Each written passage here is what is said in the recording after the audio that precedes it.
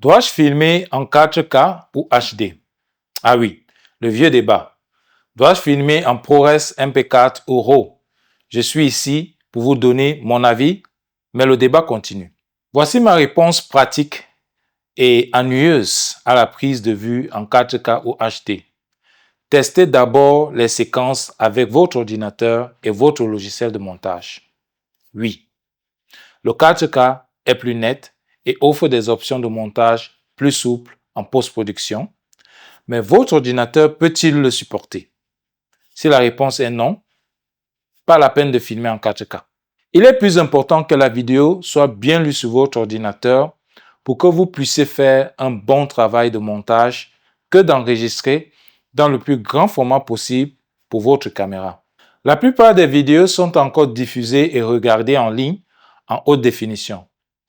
Si vous cadrez correctement vos prises de vue, vous n'aurez pas de toute façon besoin de les retoucher lors de la post-production. Vous devez également tenir compte de l'espace disque dont vous disposez.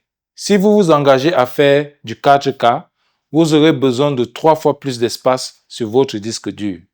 Votre appareil photo ne peut peut-être pas filmer en 4K, mais vous essayez de choisir entre 1800 HD ou 720 HD. Testez chaque format et voyez lequel fonctionne le mieux sur votre ordinateur.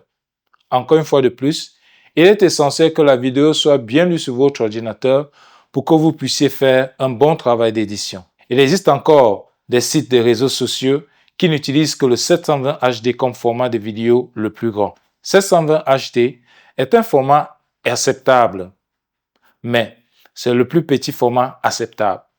Je ne recommanderais pas de descendre en dessous de 720 HD. Vous avez décidé de filmer en 1800 HD. Mais quel format de fichier? Cette question peut devenir très technique, mais ma réponse est encore une fois d'essayer les différents formats et de voir ce qui se lit le mieux sur votre ordinateur. En général, les formats de fichiers plus volumineux sont plus lents à lire, mais ce n'est pas toujours le cas. Par exemple, si le format MP4 est un excellent format de fichier pour la taille, il n'est pas toujours aussi fluide dans les programmes de montage que le format de fichier ProRes, qui est beaucoup plus volumineux. Mais même cela peut prêter à confusion, car certains formats comme le point .mov sont encodés en tant que fichier MP4 et d'autres en tant que véritable Apple ProRes. C'est pourquoi il est important de tester ce qui fonctionne le mieux avec votre système. Pensez également à l'espace de stockage dont vous disposez. Souhaitez-vous filmer le mariage de 3 heures de vos amis en 4K dans le format de fichier le plus volumineux? Probablement pas. Quand aller à 4K? Alors, pourquoi utiliser une taille ou un format de fichier élevé? La règle générale est que, même si vous ne livrez pas la vidéo en 4K, elle sera toujours plus belle si vous la réduisez en haute définition. Et c'est vrai, si vous filmez en 4K, la vidéo est souvent plus nette en HD lorsque vous l'exportez. Vous pouvez également opter pour un format de fichier avec un débit binaire plus élevé afin de pouvoir procéder à l'étalonnage des couleurs ou des effets spéciaux en post-production. Si vous disposez de la puissance de calcul et de l'espace disque nécessaire pour la 4K et les formats de fichiers à haut débit, ils présentent des avantages.